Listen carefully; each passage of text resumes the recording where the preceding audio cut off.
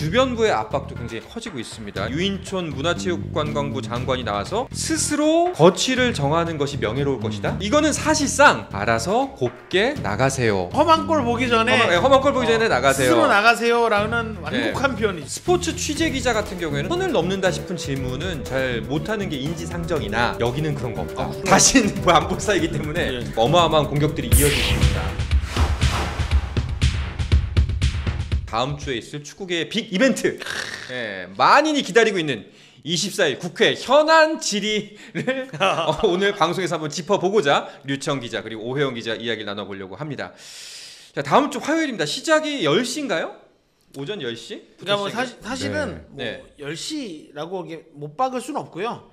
보통 이제 뻗치기라고 하죠. 아침부터 아침 일찍부터 뻗치기 하면서 이제 거기서 정보도 나누고 취재도 하고 해야 합니다. 아마 기다리고는 있을 겁니다. 증인들도 먼저 와서 언제 언제 불려올지 모르기 때문에. 그러면 아침부터 가가지고 거기서 이제 대기하고 있는 건가요? 아마도 그러지 않을까. 기자들도 뻗치게 하고 증인들도 그리고 뻗치게 아마 하고. 기자들도 이제 출석하는 모습을 찍진 않을까 싶기도 하고요. 네. 일단은 뭐 사전 정보부터 간단히 짚고 넘어간다면은 24일 날 국회 이제 현안 질의 순서가 있고 축구협회에 대한 이제 과정들이 펼쳐질 예정입니다. 그리고 거기에 출석하는 증인들의 이름들이 공개가 됐는데 이제 출석할지 안 할지는 아직 모르겠지만 우리가 축구 소식을 전하면서 나왔던 이름들은 거의 다 나왔어요. 네. 정몽구 축구협회장 그리고 이임생 기술발전국장 그리고 홍명보 감독 그리고 김대엽 기술 고문 이런 분들이 그러니까 정말 축구를 좋아하시는 분들이라면 이름을 들어봤을. 그리고 최근 감독 선임에 이은 논란에서 한 번씩 이름 나왔던 분들은 모두 나오고 박주호 전 기술 전력강화위원도 나오고 그리고 정혜성 전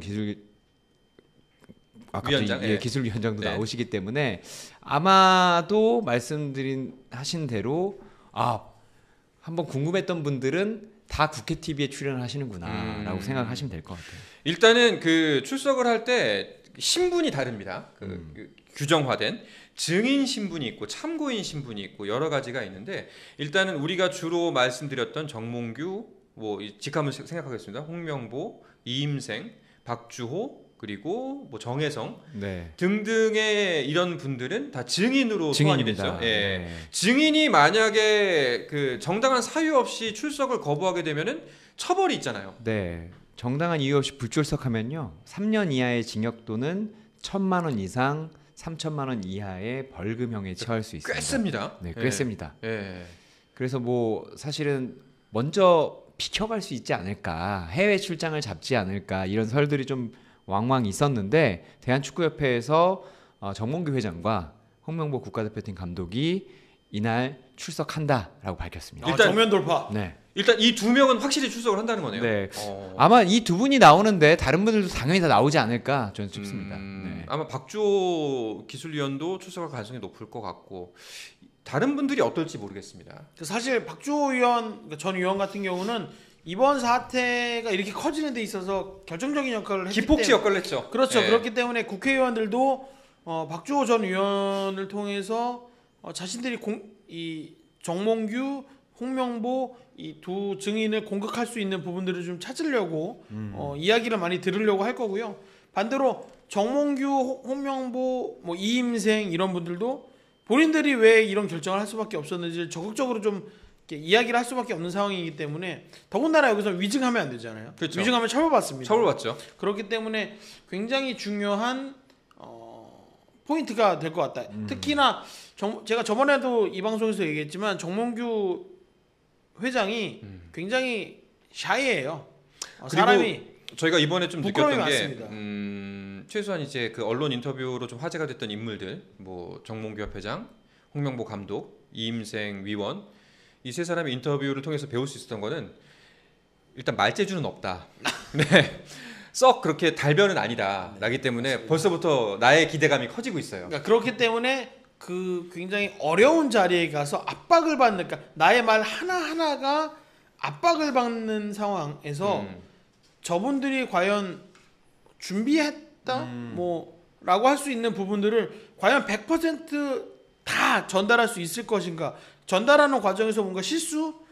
아니면 뭐 단어 선택의 뭐 잘못 이런 것들이 나오면 그냥 공격을 당할 수 있기 때문에 굉장히 스트레스도 심할 거다라고 봅니다. 그 예전에 뭐 이 이야기했다가 송지훈 기자도 살짝 비판해봤긴 했는데 스포츠 취재 기자 같은 경우에는 어쨌거나 또 그 다음 날에도 볼 수 있고 그 다음 주에도 얼굴을 대면해야 할 수 있기 때문에 뭐 사실상 너무 모멸감을 준다던가 약간 너무 선을 넘는다 싶은 질문은 잘 못하는 게 인지상정이나 여기는 그런 거 없다. 국회의원들은 그런 거 다시는 뭐 안 볼 사이기 때문에 예.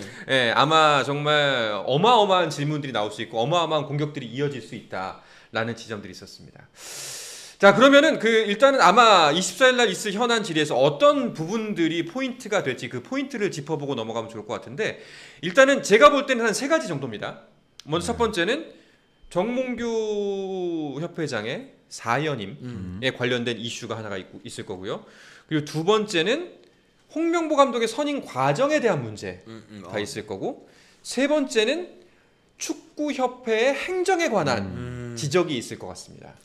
네, 그 3가지가 다 있고 조금 큰 게 하나 더 있다면 지난해 이제 비리 축구인들을 긴급 사면했다가 철회했던 게 있잖아요. 네네. 네, 그런 부분도 좀 감사히 한다고 하고 그리고 지금 천안축구센터 건립 문제에 대해서도 뭐 이건 행정에 포함됩니다만 그렇죠. 사실 이런 되게 굵직한 것들도 마이너스 나오기 통장. 때문에 네, 그런 것도 나오고 사실은 지금 제가 몇 번 얘기했지만 대표팀이 지금 천안축구센터를 건립이 안 됐기 때문에 대표팀이 이 여의도 안에 있는 호텔에서 고급 먹습니다. 호텔에서. 네. 콜레드죠. 네. 근데 저는 뭐 이런 대표팀 말 못할 건 없죠. 뭐. 대표팀 선수들이 고급 호텔에서 묵는 게 문제가 아니라 사실은 이런 부분을 없애기 위해서 숙소비를 절감하기 위해서 천안축구센터를 건립하려고 했는데 그게 안 됐고 물론 코로나가 있었습니다만 근데 A 대표팀만 있는 게 아니잖아요. 그렇죠. 여자 대표팀도 있고 연령배 대표팀도 있고 이들의 돈이 문제가 아니라 처우 같은 것도 엄청나게 지금 문제가 있다는 얘기들이 있어요. 그러니까 사실은 가장 큰 행정 난맥상은 천안축구센터에서 나올 수도 있다. 이게 재밌는 그러니까요. 게 지금 축구협회가 원래 파주 NFC 쓰다가 나왔잖아요. 계약이 그래서 만료가 됐죠. 천안축구센터를 가는 거잖아요. 사실은 정상적인 그러니까 부동산 계약도 내가 이사갈 집을 내가 현재 살고 있는 그쵸. 집과 날짜를 맞추죠. 보통. 확정 날짜를 없이 짓고 있는 집에 그쵸. 네. 들어가려고 짐을 빼지는 않죠. 그렇죠. 네. 그러다 보니까 지금 파주 NFC가 어떻게 쓸지 방법을 못 찾고 있어요. 지금 완전 빈집이에요. 그러니까 그 좋은 시설. 저도 들었던 이야기가 그 협상 과정 자체도 이번 현안 질의에 포함될 거다. 왜 이렇게 그 결과가 나왔는지 그렇죠. 문제가 사뭇 많아 보이거든요. 그러니까 굳이 불필요한 비용, 불필요한 뭐 자원 낭비 같은 것이 충분히 있지 않았나. 그리고 무슨 역할이 작용했는가. 여러 가지 이슈가 있을 것 같습니다. 자, 일단 뭐 이제 그 이슈 3가지를 말씀을 드렸는데 이것과 관련해서 주변부의 압박도 굉장히 커지고 있습니다. 일단은 오늘 당장 유인촌 문화체육관광부 장관이 나와서 언급을 한 문제가 있습니다. 스스로 거취를 정하는 것이 명예로울 것이다 라는 이제 류의 이야기를 했거든요. 이거는 사실상 알아서 곱게 나가세요 라는 말을 험한 꼴 보기 전에 험한 꼴 보기 전에 나가세요. 스스로 나가세요라는 완곡한 표현이죠. 완곡한 표현이죠. 네. 하여튼 근데 사실은 그 범죄 사실이 있지 않은 이상 어떻게 정부나 문체부에서 사단법인인 대한축구협회의 장을 내릴 수 있는 방법은 없습니다. 그러니까 그렇죠. 법리상으로는 불가능하다는 이야기죠. 그렇죠. 그러니까 자진 사퇴를 하지 않으면 지금 뭐 내릴 수 있는 방법은 없어 보이고요. 그리고 3연임에서 이제 4연임으로 가는 것도 오늘 유인촌 장관도 이야기했지만 스포츠 공정위원회가 이 예외 조항을 판단을 해주는 겁니다. 스포츠 공정위원회는 어디 사나요? 대한체육회 산하로 제가 알고 있고 그리고 여기서 제가 기준을 몇 개 알았는데 이분이 계속 해야 되는 이유를 인정해 주는 거거든요. 예외를. 네. 그러니까 국제 대회에서 이분이 있을 때 계속 좋은 성적을 거뒀다거나 아니면 해외에 뭐 국제 기구에서 내가 직을 가지고 있어서 그렇죠. 직을 유지해야 이 국제 기구에서 더해서 국위를 선양할 수 있다거나 이런 분들인데 어쨌든 정몽구 회장은 두 개 다 걸릴 수도 있는 입장이긴 한데 그 윤총 그 장관이 얘기한 것 중에 제가 조금 좀 걸리는 게 공정이 허가 절차를 통과하지 못할 것이다. 라고 이제 얘기를 했어요. 근데 이거 뭐 아는 분들은 아는 이야기고 뭐 그리고 스포츠 기자들은 당연히 알겠지만 지금 현재 문화체육관광부와 대한체육회가 사이가 매우 좋지 않습니다. 사이도 매우 좋지 않죠. 예. 그리고 지금 그 문체부와 대한체육회 자체도 사실상 뭐 표면화되진 않았지만 전쟁 중이기 때문에 여기서 문체부의 손을 들어줄 가능성이 있을까요? 그래서 저도 네. 과연 윤희천 장관이 바라는 대로 문체부가 이기흥 회장을 위시한 문체부가 아예 저기 그 대한체육회가 과연 그 바람을 이어받을 것인가 라는 의심도 좀 들긴 하는데 지금 이 이슈가 워낙 국민적인 이슈고 저도 24일 날 저는 뭐 재미있다기보다는 어떤 이야기가 과연 터져나올 그렇죠. 것인가 그러니까 제가 예상하는 것들이 있는데 국회의원들이 또 보좌관들도 많고 정말 열심히 준비를 할 거기 때문에 전혀 생각하지 못한 게 또 나온다면 자 여기서 한번 그럼 여쭤볼게요. 그 이제 류청 기자나 다른 스포츠 기자분들도 사실 물밑 취재 지금 굉장히 많이 하고 있을 텐데 좀 들었던 이야기 중에 아니 이런 부분까지 있어? 싶었던 이야기 좀 해주시죠. 제가 봤을 때 뭐 단언은 할 수 없지만 예전에 선동열 야구 국가대표팀 감독이 불려 나갔었잖아요. 네. 그 정도의 수준은 아닐 것이다. 왜냐면 그때는 조금 뭔가 질문이 정제돼 있지는 않았다는 제가 생각이 그러니까 좀 들었거든요. 일방적인 사실상 좀 사람 쪽주기 네. 수준이었다면 이번에는 어떤 수준이라는 거예요? 제가 봤을 때는 준비를 좀 했고 뭔가 전력강화위원들의 역학관계라던가 네. 이런 것들에 대해서도 오히려 이제 이 의원실에서 취재를 하고 있다라는 얘기를 좀 들은 적이 그러니까 있어요. 실제로 일부 이 건에 대해서 관심을 갖고 있는 일부 의원들이 그동안에 이런 뭐 체육인들을 국회에 불러서 뭐 증인으로 세워서 이야기 듣고 하는 수준 이상으로 굉장히 심도 있는 자체 취재를 해서 굉장히 이 사람들을 궁지에 한번 몰아넣겠다. 왜냐면 국민들의 관심이 크기 때문에 사실 문광희가 사실 국회 내에서는 이렇게 주목을 크게 받을 수 있는 그건 때가 아니죠. 아니거든요. 상대적으로 좀 관심이 적은데 이건 워낙 국민적인 이슈이기 때문에 거기서 뭔가 스타가 되고 싶으면 많은 준비를 할 수밖에 없잖아요. 그래서 몇몇이 굉장히 준비를 철저하게 하고 있다라는 소리가 들립니다. 뭐 진 의원과 야당의 강 의원이겠죠. 뭐 가장 언론에 많이 뭐 이름 말 못할 거 보인다. 네, 진종호랑 강유정이겠죠. 맞습니다. 네, 그 두 분께서 진짜 열심히 사실 진짜 그러니까 취재라고 말하면 안 되겠죠. 이분들은 조사라고 말씀을 드려야겠죠. 그러니까 일반적인 정치인들의 질문하다 보면은 그냥 하나만한 이야기하면서 그냥 좀 망신만 주는 경우가 있는데 그 정도 수준은 아닐 거라는 거죠. 네. 근데 이제 여기서 변수가 과연 보좌진들이 그 해당 의원들의 보좌진들의 능력이 어느 정도냐가 이제 그 국회의원들의 질문에서 이제 나오는데 그게 이제 검증이 안 된 거죠. 네. 그러니까 열심히는 하는 건 인정. 근데 과연 그들의 능력을 통해서 어떤 질문이 나올 것이냐는 아직 아무도 모르기 때문에. 네, 저도 좀 이런 부분에서 걱정 아닌 걱정이 좀 된다면 제대로 준비하셨으면 하거든요. 네. 근데 이제 최근에 나오고 있는 뭔가 내가 국가대표팀 선임에 관여했다는 많은 분들이 있잖아요. 네. 근데 그분들의 얘기를 다 믿어서 그렇죠. 다 믿어서 이걸 질문으로 내면 사실은 반등 기회를 줄 수도 있다. 오히려 역풍 맞을 수 네, 헛발질하는 제대로 헛발질이 나올 수 있죠. 지금 이 이야기가 무슨 이야기냐면은 사실 언론에도 좀 몇 번 다뤄지긴 했습니다만 그 어떤 에이전트라 자칭하는 인물이 나타나서 SNS에 뭐 이제 본인이 홍명보 감독 선임 과정에서 르나르 감독의 에이전팅을 했었는데 에이전트를 대행을 하려고 했었는데 어마어마한 피해를 받았다라는 이제 폭로글을 올려가지고 좀 논란이 됐었습니다. 근데 사실상 이 인물이 어떤 인물인지 밝혀진 바는 전혀 없고 그리고 아까 우리끼리도 이 사람 뭐 하는 사람이라고 물었을 때 좀 문제가 있어 보이는 소지가 많았죠. 근데 저는 이분이 전혀 어떤 분인지 모르기 때문에 에이전트라고 특정을 하더라도 사실은 에르베 르나르 감독의 공식 에이전트를 대행하는 한국 대리인이 있었어요. 한국에서 좀 큰 에이전트 회사가 대행을 했기 때문에 근데 이제 그분은 그 회사가 아니라 자신의 회사를 가지고 계셨다고 하니까 근데 정말 제가 그때도 말씀드렸지만 이력서가 정말 이만큼 쌓입니다. 그리고 내가 하겠다는 것도 많고 최근에 제가 좀 우려스럽게 본 거는 모든 조건을 수락했다고 하는데 한국 대표팀에 하고 싶은 모든 감독들은 모든 조건을 다 수락합니다. 그렇죠. 그러니까 반대로 대한축구협회가 고르는 건데 그런 부분에서 좀 혼동이 있으면 안 되겠다는 생각이 좀 들고 그러니까 채용 과정에 대해서 네. 여기서 저희가 드리고 싶은 이야기는 사실상 이 이슈에 빠져버리면 갑자기 또 곁다지로 빠지기 때문에 그 이야기를 나누고 싶은 것이 아니라 이렇게 혼란스러운 상황에서 여러 가지 정보가 들어옵니다. 그렇죠. 이게 그 중에서는 안 돼 있는 어떤 정보는 정제되지 않았고 혹은 더 나아가서는 사실이 아닌 정보가 있을 수도 있는데 이런 부분들은 우리가 왜냐하면 저희가 24일을 뭐 농담처럼 빅이벤트네 기대가 되네라고 말씀드리는 거는 정말 우리 축구협회가 잘 되길 바라는 마음이거든요.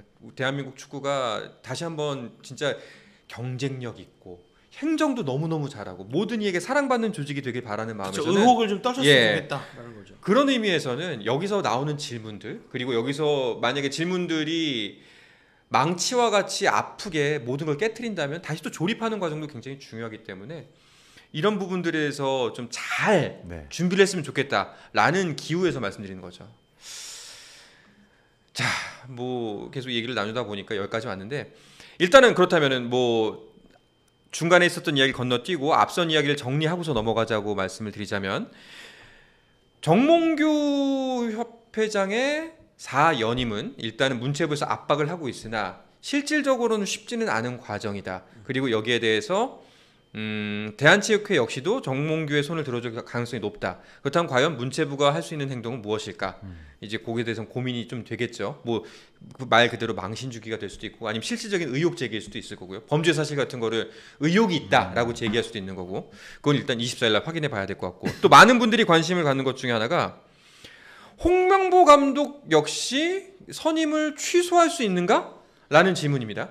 네, 사실 이것도 윤인청 장관이 네. 감독이 아니라 언급을 했는데 사실 절차상의 문제는 자신도 인지하고 있고 의혹이 있다고 했지만 감독을 교체하는 것은 권한밖의 일이다라고 얘기를 했습니다. 유인총 장관이 제가 봤을 땐 이거는 윤인청 장관도 얼마 전 발언하고 조금 달라진 것 같거든요. 온도가. 알아보니까 네, 알아보니까 이런 거에도 문체부라든가 경고가 개입을 하면 아마 피파를 의식한 게 아닌가라는 생각이 좀 듭니다. 그 대한체육회를 상대하려면 IOC를 상대하는 법을 알아야 되고 네. 그리고 대한축구협회를 상대하려면 또 피파를 상대해야 되거든요. 근데 사실 피파는 정치가 축구에 관여하는 것을 엄격하게 금하고 있기 때문에 네. 월드컵에 진짜 못 나갈 수 있거든요. 그래서 아마 이 부분은 좀 선을 그은 게 아닌가라는 생각이 듭니다. 뭐 들춰보겠지만 거기까지는 이야기는 안 한 것 같아요. 그러니까 제가 볼 때 이날 그러니까 축구협회뿐만 아니라 지금 문체부가 펼쳐놓은 전설이 굉장히 많아요. 그러니까 뭐 대한체육회도 있고 축구협회도 있고 안세영 배드민턴 협회도 있고요. 있고 이렇게 넓기 때문에 뭔가 자기들이 할 수 있는 부분과 할 수 없는 부분. 할 수 없는 부분에 이제 좀 어느 정도 선을 긋고 있는 거다. 홍명보 감독 같은 경우도 초반에만 해도 유청 기자 말씀한 것처럼 거의 뭐 나가야 된다라는 대국민 분위기를 타가지고 문체부도 굉장히 푸시가 심했거든요. 근데 지금은 거의 이 부분은 딱 선을 긋고 우리는 이제 이 부분에 대해서는 더 이상 이야기하지 않겠어라는 뉘앙스를 주고 있는 만큼 사실은 이제는 24일 앞두고 약간 이제 전선을 정리하고 있다. 우리가 화력을 집중할 부분과 안 할 부분을 찾고 있다라고 보는 게 맞는 것 같습니다. 알겠습니다. 저는 솔직히 가장 24일 날 기대라고 자꾸 표현하면은 좀 그러니까 관심이 간다. 주목을 해야 되는 지점은 사실상 정몽규 협회장, 홍명보 감독 선임 과정 문제보다도 그동안 축구협회 행정력 아까 이제 뭐 천안과 파주 센터를 비롯하여 많은 부분에 있는 행정적 능력에 대한 지적이 전 더 중점이 돼야 된다고 보거든요. 사실 저도 그 부분에 정말 많이 동의를 하고 네. 사실 정몽규 회장이 제일 문제가 있다고 밝혀진 것은 사실 처음에 공약할 때 축구협회의 예산을 3배 늘리겠다고 했습니다. 근데 지금 10년째 하고 계시고 3연임을 하셨는데 1.5배가 늘었고 1.5배도 건설 예산 때문에 는 거지 거의 늘지 않았어요. 그러니까 말씀드린 대로 한국 축구의 최고의 화랑기, 제가 태어난 뒤로 최고의 화랑기 손흥민, 이강인, 황희찬 이런 선수들이 정말 잘하고 있는 이때 뭐 이번에는 매진 안 돼서 항상 매진되는 이때 대한축구협회가 이거밖에 돈을 못 벌고 있는 거. 한국 축구를 한국에서조차 많이 떨치지 못한 거, 그리고 돈을 낭비하고 있는 거, 이런 부분은 정말 오히려 더 정확하게 따져야 된다고 봅니다. 그렇죠. 저는 또 이런 부분이 더 크다고 봅니다. 이게 사실상 축구협회가 갖고 있는 본질적인 문제가 아닐까. 네. 그냥 사실상 정몽규 협회장이라는 분이 뭐 잘못을 해서 떨쳐낸다. 근데 이 사람 개인의 문제로 치환해 버리면은 정작 나중에 해결되지 않는 문제들이 많을 수 있다는 생각이 들거든요. 그러니까 이게 저는 이제 최근에 들었던 뭐 정치인들의 말 중에 가장 인상 깊었던 게 그 유시민 전 장관 얘기가 A급 밑에는 A급 인재들이 모이고 B급 인재, B급 리더 밑에는 이제 뭐 B급 밑에 모인다. 근데 저는 사실 과거 우리 대한축구협회와 지금의 축구협회를 비교해 보면 과거에는 굉장히 이 정몽준이라는 국제적인 영향력을 떨치는 리더 밑에서 뭐 가삼현 뭐 이런 분들이 자기 역할을 탁착착 맡아가면서 그분들이 밑에서 이렇게 굉장히 열심히 각자 맡은 바 일을 잘 해왔다라는 느낌을 받았는데 지금 정몽규 회장 체제에서는 사실 그런 부분이 많이 희석된 게 있습니다. 그래서 아까 류청 기자께서 말씀하셨던 행정적인 부분, 뭐 한상원 아나운서 말씀하셨지만 이 부분이 오히려 지금 우리가 어떻게 보면 회장의 문제, 그러니까 홍명보 감독의 선임 이거 정말 지역적인 부분인 거고 정말 큰 건 이제 행정적인 부분인 건데 이런 문제들을 뭔가 단번에 이제 깨칠 수는 없겠지만 지금까지 우리가 봐왔던 문제들을 좀 조목조목 따져가면서 그쵸. 이 부분을 개선해야 한국 축구가 말씀하셨던 거랑 우리가 지금 받고 있는 평가보다 더 좋은 평가들을 받을 수 있지 않을까라는 생각을 합니다. 단순히 리더의 문제라기보다는 조직 전체가 지금은 어떻게 보면 합의 하나로 이루어지지 않는 것이 가장 축구협회의 문제가 아닌가 그렇죠. 라고 생각합니다.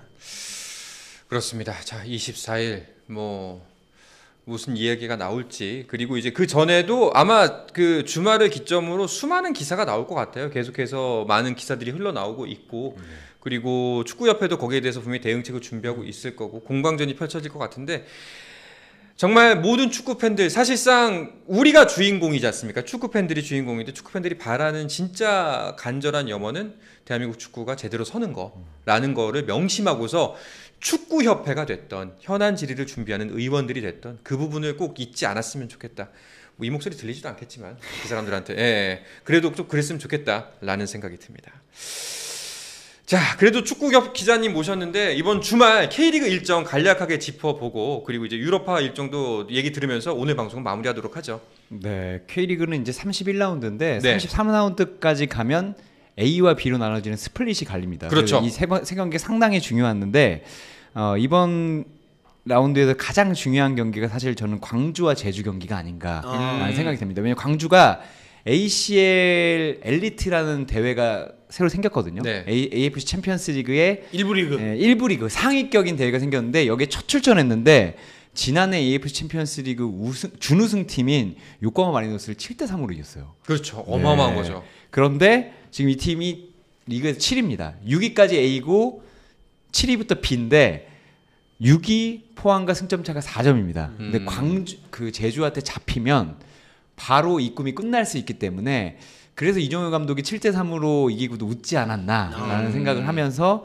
이 경기가 매우 좀 주목이 되고 사실 K리그만 있는 게 아니라 해외파 선수들 있잖아요. 그렇죠. 이번 해외파 일정에 좀 흥미로운 게 있는데 김지수 선수 잉글랜드 리트 김민재. 네. 브렌트포드에서 뛰고 있는데 이 선수가 1군에 계속 있는데 못 뛰었어요. 그러다가 이번 주중에 리그컵 경기에서 데뷔를 했습니다. 네. 1군 데뷔를 했는데 이번 상대가 누구냐? 토트넘입니다. 이 두 팀이 둘 다 런던 팀이거든요. 물론 브렌트포드는 조금 그 히드로 공항 근처기 외곽이긴 하지만 과연 김지수 선수가 상당히 경기를 잘했는데 프리미어리그에서도 데뷔하는 첫 중앙 수비수가 될 것인가? 심지어 상대가 국가대표 캡틴인 손흥민이 될 것인가? 이 부분이 조금 주목이 가고 사실 이 날이 좀 되게 신기하고요. 그리고 최근에 좋지 않다기보다는 조금 아쉬운 황희찬 선수가 21일, 23시에 에스턴 빌라는 경기를 하는데 네. 골을 좀 넣어줬으면 하는 바람이 그렇죠. 있습니다. 예. 왜냐하면 지난 시즌까지는 최전방에 나오면서 정말 물 만난 고기처럼 와 황희찬이 저런 것도 할 줄 알았어? 라는 시즌이었다면 올 시즌은 측면에서 상당히 고전하고 있거든요. 그래서 팀도 어렵기 때문에 아무리 지난 시즌 에이스라도 초반에 좀 잘 펼치지 못하면 주전 경쟁이 어려워질 수 있어요. 네. 그래서 저는 다른 선수는 몰라도 황희찬 선수는 공격 포인트를 좀 하나 올렸으면 좋겠다라는 바람을 좀 가지고 있습니다. 알겠습니다. 이번 주말에도 물론 국내에는 비 소식이 있습니다만 축구 경기도 주중 주말해서 모두 다 열리고요. 그리고 야구 경기도 예정이 되어 있습니다. 분명히 경기가 열릴 테니까요. 그렇습니다. 주말에도 스포츠와 함께 즐거운 주말 보내셨으면 좋겠습니다. 스포츠 플러스 한정인